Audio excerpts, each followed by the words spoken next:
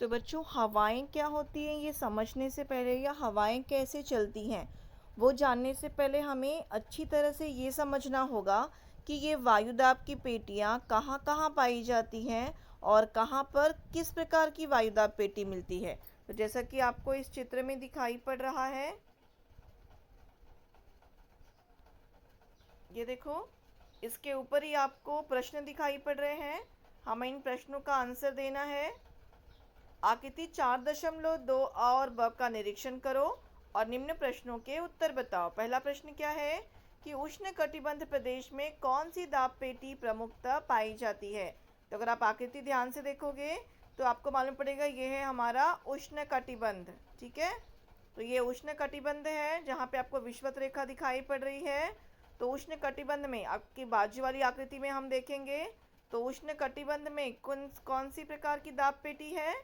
तो यहाँ पर आपको दिखाई पड़ रही है कम दाब की पेटी। ठीक है, तो इस प्रश्न का उत्तर क्या है, विषुवत वृत्त में कम दाब की पेटी दिखाई पड़ती है। दूसरा प्रश्न है हमारा कि ध्रुवीय हवाओं की निर्मिति का संबंध किन दाब पेटियों से है तथा वे किस कटिबंध में पाई जाती हैं।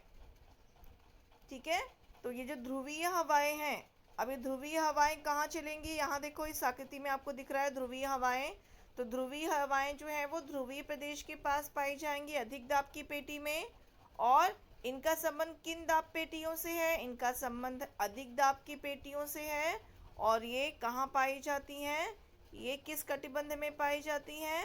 तो ये जो आपका उपध्रुवीय कम दाब के पट्टे के ऊपर देखो, ये ध्रुवीय अधिक दाब का पट्टा है, यहाँ पर ये पाई जाती हैं। ठीक है, तीसरा प्रश्न है उष्णकटिबंधीय प्रदेश में वायुदाब कम रहने का क्या कारण है। ये आपका जो उष्णकटिबंध है, उष्णकटिबंध कहाँ पे है आपका, तो ये देखो, ये आपने देखा है कि विषुवत रेखा के पास ये आपका उष्णकटिबंध है। तो उष्णकटिबंध ये विषुवत रेखा के पास है, यानी ये विषुवत रेखा 0 डिग्री, 0 से लेकर यहाँ ऊपर उत्तर की तरफ और 0 डिग्री से लेकर दक्षिण की तरफ, तो यहाँ पर उष्णकटिबंध पाया जाता है। और प्रश्न क्या है आपका कि उष्णकटिबंध प्रदेश में वायुदाब कम रहने का क्या कारण है। तो चूंकि विषुववृत्तीय प्रदेश है, यहाँ पर सूर्य का प्रकाश एकदम सीधा पड़ता है, प्रकाश सीधा पड़ता है, यानी यहाँ की हवा सूर्य प्रकाश से गर्म हो जाती है। आप जानते हो जब कोई चीज़ गर्म होती है तो वो हल्की होकर ऊपर उठ जाती है। तो विषुववृत्त के पास में जो हवा होती है वो गर्म होकर हल्की होकर ऊपर की तरफ जाती है। और जब हवा वहाँ पे ऊपर की तरफ चली गई तो वहाँ पे हवा क्या हो जाती है, कम हो जाती है, यानी वायुदाब कम हो जाता है। ठीक है, तो उष्णकटिबंधीय प्रदेश में वायुदाब कम रहने का ये कारण है। अगला प्रश्न है समशीतोष्ण कटिबंध में बहने वाली हवाएं किस दाब पेटी से संबंधित है। तो समशीतोष्ण कटिबंध देखो आपको दिखाई पड़ रहा है, ये है समशीतोष्ण कटिबंध ऊपर की तरफ। समशीतोष्ण कटिबंध में किस प्रकार की हवाएं बहती हैं। तो समशीतोष्ण कटिबंध में आपको दिखाई पड़ेगा कि ये समशीतोष्ण कटिबंध में आपको किस प्रकार की हवा दिखाई पड़ रही है। देखो, पश्चिमी हवाएं दिखाई पड़ रही हैं, पूर्वी हवाएं दिखाई पड़ रही हैं यहाँ पे। ठीक है, और किस प्रकार की दाब पेटी दिखाई पड़ेगी आपको समशीतोष्ण कटिबंध में। तो समशीतोष्ण कटिबंध में आपको अधिक दाब की पेटियां दिखाई पड़ेंगी। ये देखो, मध्य अक्षांशीय अधिक दाब की पेटियां। ठीक है, इन सारे प्रश्नों के उत्तर आप समझ जाओगे जब आप समझोगे दाब पेटियों का निर्माण किस प्रकार होता है। कम दाब की पेटियां किन किन अक्षांशों के बीच में हैं। तो कम दाब की पेटियां देखो, जैसा कि आपको इस आकृति में दिख रहा है, कम दाब की पेटियां कहाँ कहाँ दिखाई पड़ रही हैं आपको, विषुववृत्तीय कम दाब की पेटी, फिर यहाँ देखो उपध्रुवीय कम दाब की पेटी। ठीक है, बिल्कुल वैसे ही दक्षिण की तरफ विषुववृत्तीय कम दाब की पेटी और दक्षिण की तरफ मध्य अक्षांशीय के ऊपर नीचे की तरफ उपध्रुवीय कम दाब की पेटी। ठीक है, यानी कौन सा अक्षांश है, ये देखो 55 अंश दिखाई पड़ रहा है आपको, 55 से 65 अंश। और यहाँ पे विषुवत रेखा से 0 अंश 5 उत्तर की तरफ और 0 अंश से लेकर 5 अंश दक्षिण की तरफ। ठीक है, तब हम समझेंगे कि ये दाब पेटियाँ का निर्माण किस प्रकार से होता है। तो बच्चों, अगर हम भूपृष्ठ पर दाब पेटियों की बात करें तो जो हम देखेंगे हम कि सूरज से जो मिलने वाली उष्णता है वो असमान है। अगर आप देखो तो विषुवत रेखा से उत्तरी ध्रुव दक्षिणी ध्रुव की ओर तापमान का वितरण असमान होता जाता है। विषुवत रेखा पर सूर्य किरणें कैसी पड़ती हैं? एकदम सीधी पड़ती हैं, लंबवत पड़ती हैं। वहाँ पे तापमान ज़्यादा होता है। लेकिन ध्रुवों की तरफ अब जब हम जाएंगे तो क्या देखेंगे कि सूर्य किरणें तिरछी होने लगती हैं, इसलिए वहाँ पे तापमान कम होता है। तो ये जो तापमान का असमान वितरण है, इसके ही कारण तापमान की पेटियों का निर्माण होता है, जो अब हम लोग समझने वाले हैं। ठीक है, तो तापमान की पेटियों में सबसे पहले हम पढ़ेंगे विषुवत वृत्तीय कम दाब की पेटी। तो विषुवत वृत्तीय कम दाब की पेटी का निर्माण कैसे होता है वो हम देखेंगे। तो बच्चों, अगर संपूर्ण पृथ्वी का विचार करें तो ये ध्यान में आता है कि कर्क रेखा से मकर रेखा के बीच सूर्य किरणें लंबवत पड़ती हैं। जैसे आपको वीडियो में दिखाई पड़ रहा है कि ये देखो, ये अगर आप वर्ल्ड मैप देखो तो आपको मालूम पड़ेगा कि ऊपर की तरफ आपको दिख रही है मकर रेखा, कर्क रेखा, ये बीच में विषुवत वृत्तीय कम दाब का पट्टा। तो ये कम दाब का पट्टा कैसे निर्माण होता है वो हम लोग सीखने वाले हैं। अब देखो, पृथ्वी के बीच की लाइन आप जानते हो विषुवत रेखा है।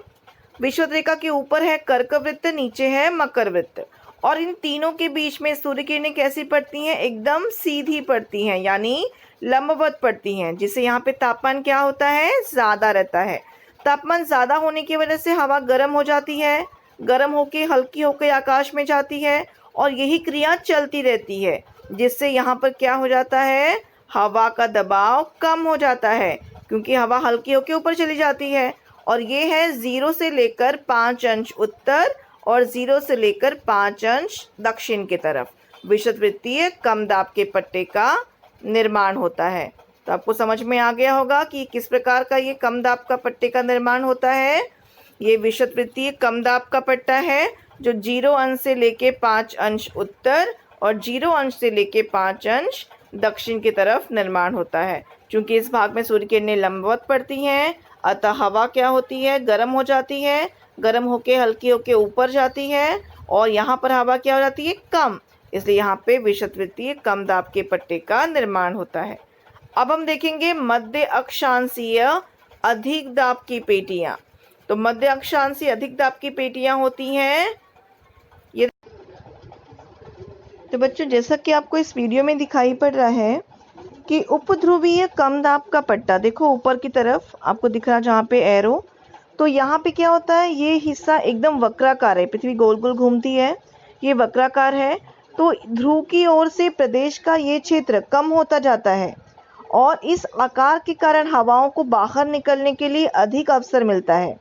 सो पृथ्वी की सतह पर हवा के साथ होने वाले कम घर्षण के कारण तथा परिक्रमण गति के परिणाम स्वरूप यहाँ के क्षेत्र से हवा बाहर की तरफ फेंकी जाती है, और बाहर की तरफ फेंकी जाने के कारण क्या होगा? हवा बाहर फेंक देंगे तो वहाँ पे हवा कम हो जाएगी, और इसी कारण यहाँ पे क्या हो जाता है? उपध्रुवीय कम दाब का पट्टे का निर्माण होता है। इसे हम क्या कहते हैं? ये 55 अंश से लेकर 65 अंश अक्षांशों के बीच में उत्तरी और दक्षिणी गोलार्ध में दिखाई पड़ता है। ठीक है, समझ में आया आपको उपध्रुवीय कम दाब का पट्टा क्या होता है? एक बार दोबारा समझेंगे हम कि इस भाग में क्या होता है। देखो, इस प्रकार से हवा बाहर की ओर फेंकी जाती है गोल गोल घूमने की वजह से, जैसे कि आपको दिखाई पड़ रहा है एरो बाहर जा रहा है। तो हवा बाहर फेंकने की वजह से क्या होता है? यहाँ पर हवा कम हो जाती है, और यहाँ पे क्या होता है? फिर 55 से 65 अंश अक्षांशों के बीच में उपध्रुवीय कम दाब के पट्टे का निर्माण होता है। अब हम देखेंगे ध्रुवीय अधिक दाब की पेटियाँ। ध्रुवीय अधिक दाब की पेटियाँ आपको दिखाई पड़ेंगी ध्रुवों के पास में। तो ध्रुवों के पास में क्या होता है? दोनों ध्रुवीय प्रदेशों में वर्ष भर तापमान 0 डिग्री सेल्सियस से भी कम रहता है, अतः यहाँ पे हवा कैसी होती है? ठंडी होती है। ठंडी होकर हवा भारी हो जाती है, परिणाम स्वरूप ध्रुवीय प्रदेशों के भूपृष्ठ के समीप अधिक वायुदाब की पेटियों का निर्माण होता है। देखो, ये चित्र आपको दिखाई पड़ेगा एकदम ऊपर की तरफ, यानी 80 डिग्री से लेके 90 डिग्री यहाँ पर उत्तर और दक्षिण अक्षांशों के बीच में आपको दिखाई पड़ेगा। ये आपके पोलर रीजन यानी ध्रुवीय प्रदेश। यहाँ पे आपको अधिक दाब का पट्टा दिखाई पड़ेगा, क्योंकि यहाँ पर तापमान कम होता है और हवा क्या होती है, ठंडी होकर भारी होकर वहाँ पर रुक जाती है। तो ठंडी और भारी हवा के कारण ध्रुवों पर यानी उत्तरी और दक्षिणी ध्रुव पर आपको क्या दिखाई पड़ेगा, अधिक दाब का पट्टा दिखाई पड़ेगा। देखो यहाँ पे तो ये आपको सब पोलर मतलब उपध्रुवीय होता है, यहाँ पे कम दाब का पट्टा, लेकिन जो ध्रुवीय भाग है यानी एकदम ऊपर की तरफ उत्तरी और दक्षिण ध्रुव में यानी 80 से 90 अंश अक्षांशों के बीच में अधिक दाब का पट्टा दिखेगा ध्रुवों पर, क्योंकि ध्रुवों पर हवा ठंडी हो जाती है और हवा ठंडी होकर भारी होकर वहाँ पे अधिक दाब के पट्टे का निर्माण करती है। तो ये आपको समझ में आ गया होगा कि किस प्रकार दाब के पट्टों का निर्माण होता है। अच्छा बच्चों, तो अभी आप सभी को समझ में आ गया होगा कि तापमान की पेटियाँ, दाब पेटियाँ क्या होती हैं। अब हम देखेंगे एक महत्वपूर्ण भाग। आप सभी जानते हो उत्तरायण दक्षिणायन। तो उत्तरायण और दक्षिणायन के कारण क्या होता है कि सूर्य प्रकाश की जो प्रखरता है वो विषुवत रेखा से उत्तर और दक्षिणी गोलार्ध में बदलती जाती है, जिसके परिणाम स्वरूप तापमान की पेटियाँ और दाब की पेटियाँ इनके स्थानों में भी परिवर्तन आता है। और ये ही परिवर्तन जो है वो उत्तरायण यानी उत्तरायण में 5 से 7 डिग्री उत्तर की ओर और दक्षिणायन में 5 से 7 डिग्री दक्षिण की ओर, ये अंतर जो है वो होता है उत्तरायण और दक्षिणायन की वजह से। इसी अंतर को हम क्या कहते हैं, वायुदाब पेटियों का दोलन कहते हैं। अब देखो एक महत्वपूर्ण विभाग है कि इसे सदैव ध्यान में रखो। तो आपको ये क्या करना है, इसको रीड करना है और याद रखना है कि तापमान की पेटियाँ और वायुदाब की पेटियों के बीच महत्वपूर्ण अंतर यह है कि तापमान पेटियाँ अखंडित हैं तथा वह विषुवत रेखा से की ओर से दोनों ध्रुवों की ओर अधिक तापमान से कम तापमान तक फैली होती हैं। ठीक है, तापमान की पेटियाँ और वायुदाब की पेटियों के बीच में जो अंतर है वो क्या अंतर है कि ये तापमान पेटियाँ अखंडित होती हैं और विषुवत रेखा की ओर से दोनों ध्रुवों की ओर अधिक तापमान से कम तापमान की तरफ फैली हुई होती हैं। वायुदाब की पेटियाँ अखंडित अर्थात एक दूसरे से सटी हुई नहीं होती हैं। कम और अधिक वायुदाब के क्षेत्र विषुवत रेखा से लेकर ध्रुवों की ओर जाते समय अलग अलग भागों में पाए जाते हैं। जैसा कि अभी आपको मैंने समझाया, आपने चित्र में भी देखा कि कैसे विषुवत रेखा से ध्रुवों की तरफ ये वायुदाब पेटियाँ पाई जाती हैं। अब हम देखेंगे कि वायुदाब के परिणाम क्या होते हैं। तो वायुदाब के परिणाम हवाओं का निर्माण होता है। हवाएं जो है हमारा अगला पार्ट है हवाएं, वो हम पढ़ेंगे तो हमें और अच्छी तरह से समझ में आ जाएगा। दूसरा, आंधी और तूफान आते हैं वायुदाब पेटियों के कारण और संवहनीय वर्षा का भी निर्माण होता है। तो संवहनीय वर्षा का एक प्रकार है जो हम समझेंगे आगे के पार्ट में। और इसके बाद देखो समदाब रेखाएं। तो पृथ्वी पर मानचित्र में जो समान वायुदाब का स्थान है उन सभी समान वायुदाब के स्थान जिस रेखा द्वारा मानचित्र पे जुड़े रहते हैं उस रेखा को हम समदाब रेखा कहते हैं। ठीक है, तो इसे कहते हैं समदाब रेखा। अब देखो आपकी किताब के पृष्ठ क्रमांक देखेंगे तो वहाँ पे आपको ये नक्शा दिखाई पड़ रहा है, मानचित्र से मित्रता। इसमें आप देखोगे तो आपको दिखाई पड़ेगा कि ये जो नक्शा है ये वैश्विक वायुदाब वितरण है, वार्षिक औसत वायुदाब मूल्य वितरण है। ये देखो मानचित्र से मित्रता में आपको दिखाई पड़ रहा है। तो आपको इसका निरीक्षण करना है और वायुदाब का वितरण समझना है। इसमें समदाब रेखा का स्वरूप जो आपको ये रेखाएं दिखाई पड़ रही है ना, ये सारी रेखाएं कौन सी हैं, समान जो वायुदाब होगा पूरी पृथ्वी पर उस समान वायुदाब के स्थानों को जोड़ने के लिए रेखाएं खींची हुई हैं। कम और अधिक वायुदाब के प्रदेश और उसका अक्षांशीय वितरण भी दिखाया है इसमें। यहाँ पे महाद्वीपीय और महासागरों में समदाब रेखाओं की दिशा, उनके बीच की दूरी को स्पष्ट किया हुआ है और उत्तरी और दक्षिणी गोलार्ध में समदाब रेखाओं की तुलना की हुई है।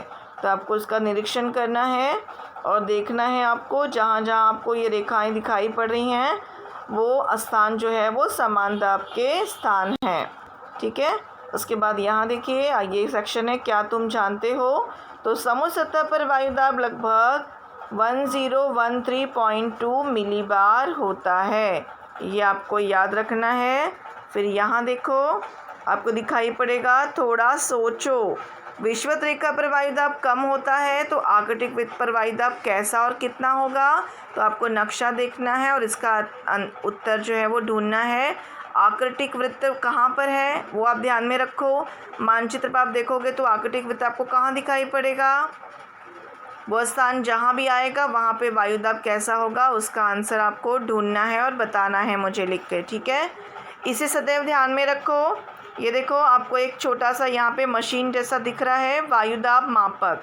इससे हम हवा के दबाव को मापते हैं, इसे कहते हैं वायु दाब मापक। और ये वायु दाब मापक मिलीबार नाम की इकाई में मापा जाता है। यानी हवा के दबाव को मापने के लिए जो उपकरण है, मशीन है, उसे हम कहते हैं वायु दाब मापक।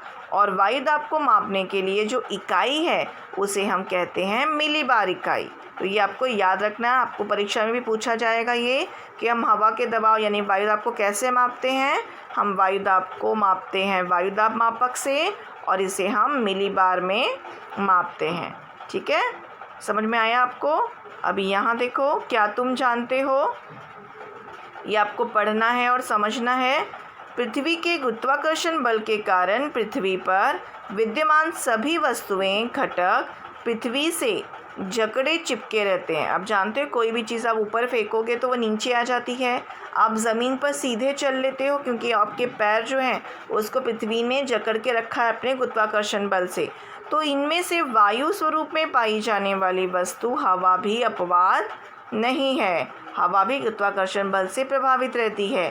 पृथ्वी के गुरुत्वाकर्षण बल के कारण वायु दाब की हवा भूपृष्ठ की ओर खींची जाती है। यही कारण है कि समुद्र सतह के समीप वायु दाब ज़्यादा रहता है। वायुमंडल में पाया जाने वाला यह वायु दाब का कार्य हम पर भी होता रहता है। हमें इसे ध्यान में रखना है।